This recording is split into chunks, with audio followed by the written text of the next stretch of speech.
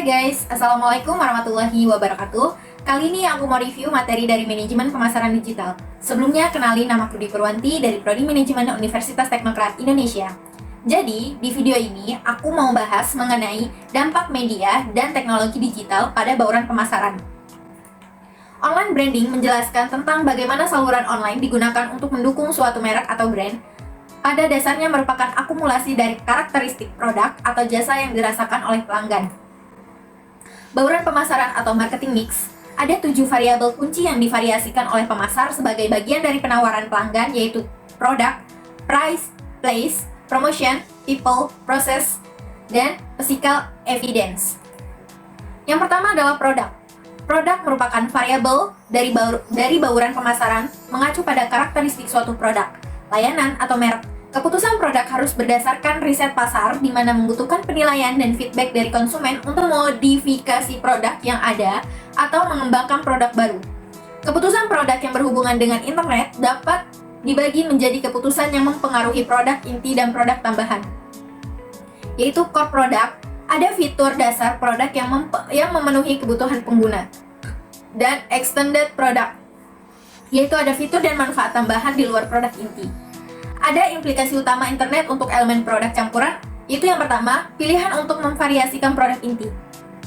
Ada mass customization, menggunakan skala ekonomi yang dimungkinkan oleh teknologi untuk menawarkan versi produk yang disesuaikan kepada pelanggan, individu atau kelompok pelanggan. Contohnya Samsung dengan produk Galaxy Series, Ace, AM, dan lain-lain. Kemudian ada bundling, menggabungkan beberapa pilihan produk atau layanan ke dalam satu paket layanan, biasanya dengan harga diskon. Contohnya bundling paket data dan HP. Implikasi yang kedua yaitu pilihan untuk menawarkan produk digital, di mana perusahaan seperti penerbit, perusahaan TV, dan pemilik media lain yang dapat menawarkan produk digital seperti konten yang dipublikasikan, musik, atau video, serta saat ini memiliki fleksibilitas yang tinggi untuk menawarkan berbagai opsi pembelian produk dengan harga yang berbeda. Contohnya Netflix, Habigo, Disney+, Viu Premium, dan Prime Video. Adapun metodenya bisa berupa subscription, pay-per-view, bundling, exported content. Dan implikasi yang ketiga yaitu opsi untuk mengubah produk tambahan. Ketika pelanggan membeli komputer baru, itu tidak hanya terdiri dari komputer berwujud, monitor, dan kabel, tetapi juga informasi yang diberikan oleh penjual komputer, buku, petunjuk, kemasan, garansi, dan layanan teknis tindak lanjut. Contohnya adalah Ajaib. Implikasi yang keempat, melakukan penelitian online, di mana opsi untuk melakukan riset pengembangan produk baru secara online meliputi online focus group, online questionnaire survey, customer feedback on support forum, dan web analytics. Implikasi yang kelima, kecepatan pengembangan produk baru, di mana internet menyediakan platform yang memungkinkan produk baru dikembangkan lebih cepat karena memungkinkan untuk menguji ide dan konsep baru serta mengeksplorasi pilihan produk yang berbeda melalui riset pasar online. Implikasi yang keenam adalah kecepatan difusi produk baru, di mana ada tipping point, menggunakan ilmu epidemi sosial, menjelaskan prinsip-prinsip yang mendukung penyebaran ide, produk, dan perilaku yang cepat melalui suatu populasi. Dan yang kedua adalah price, unsur bauran pemasaran yang melibatkan penentuan harga produk dan model penetapan harga berupa variabel harga dapat dari bauran pemasaran mengacu pada kebijakan harga organisasi yang digunakan untuk menentukan model harga dan tentu saja untuk menetapkan harga produk dan layanan. Kemudian ada pricing models, menjelaskan bentuk pembayaran seperti pembelian langsung, lelang, persewaan, grosir, dan pembayaran kredit. Adapun tahapan-tahapan dari pricing models, yaitu yang pertama price transparency, yaitu transparansi harga, pengetahuan pelanggan tentang kenaikan harga karena meningkatkan ketersediaan informasi harga. Yang kedua, tekanan pada harga, persaingan yang disebabkan oleh transparansi harga dan meningkatnya jumlah pesaing menjadi alasan utama tekanan turun pada harga. Internet juga cenderung menurunkan harga karena pengecer online, karena tidak memiliki toko fisik, tidak memiliki biaya operasional, toko, dan jaringan distribusi pengecer. Price yang ketiga yaitu pendekatan harga baru. Internet melalui kapasitas dalam teknologi telah membentuk pilihan baru dan dalam menetapkan harga. Terdapat 2 cara lelang populer yang banyak digunakan, yaitu forward auctions atau B2C dan background auction atau B2B. Price yang keempat adalah struktur atau kebijakan penetapan harga alternatif. Jenis penetapan harga yang berbeda dapat dilakukan di internet, terutama untuk produk digital yang dapat diunduh Perangkat lunak dan musik secara tradisional telah dijual untuk hak penggunaan yang berkelanjutan. Kemudian yang ketiga adalah place. Place merupakan bauran pemasaran yang mengacu pada bagaimana produk didistribusikan ke pelanggan. Tujuannya adalah untuk memaksimalkan jangkauan distribusi untuk mencapai ketersediaan produk secara luas dengan meminimalkan biaya inventaris, transportasi, dan penyimpanan. Implikasi utama internet untuk aspek tempat adalah tempat pembelian, struktur saluran baru, konflik saluran, organisasi virtual. Adapun implikasinya yaitu place of purchase. Menurut Evans dan Worcester pada tahun 1999, berpendapat ada 3 aspek navigation advantage yang merupakan kunci untuk mencapai keunggulan kompetitif secara online. Ketiganya, yang semuanya berkaitan dengan bauran place atau tempat.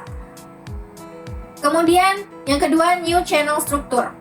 Jenis fenomena utama yang perlu dikembangkan strategi perusahaan adalah disintermediation, berkaitan dengan direct selling yang dapat menimbulkan konflik atau ketidaksesuaian dengan saluran pemasaran digital yang ada. Kemudian, reintermediation, dibuat melalui perantara ulang yang dievaluasi untuk kesesuaian kemitraan dalam pengaturan afiliasi.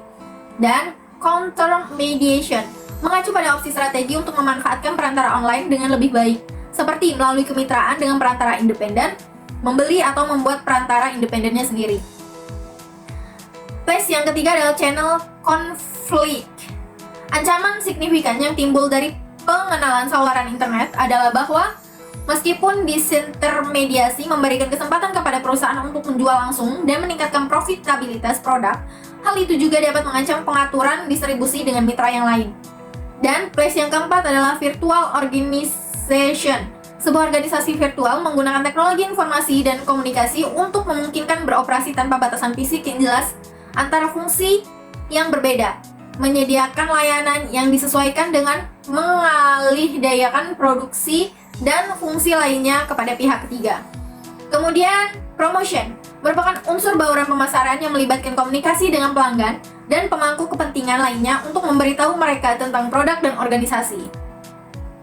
People process and physical evidence terkait erat dan sering dikelompokkan sebagai the service elements. Mereka penting karena tingkat layanan yang dirasakan akan berdampak pada loyalitas pelanggan dan kemungkinan mereka merekomendasikan layanan. People merupakan unsur bauran pemasaran yang melibatkan penyampaian layanan kepada pelanggan selama interaksi dengan pelanggan. Stake yang pertama, customer definite support query.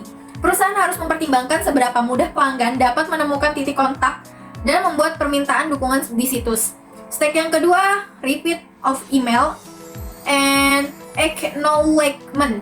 Contohnya adalah penggunaan balasan melalui pesan. Stake yang ketiga adalah routing of email. Contohnya adalah pembuatan perutaan atau alur kerja. Stake yang keempat adalah response. Contohnya adalah penggunaan pustaka template yang telah disiapkan sebelumnya untuk berbagai tipe query.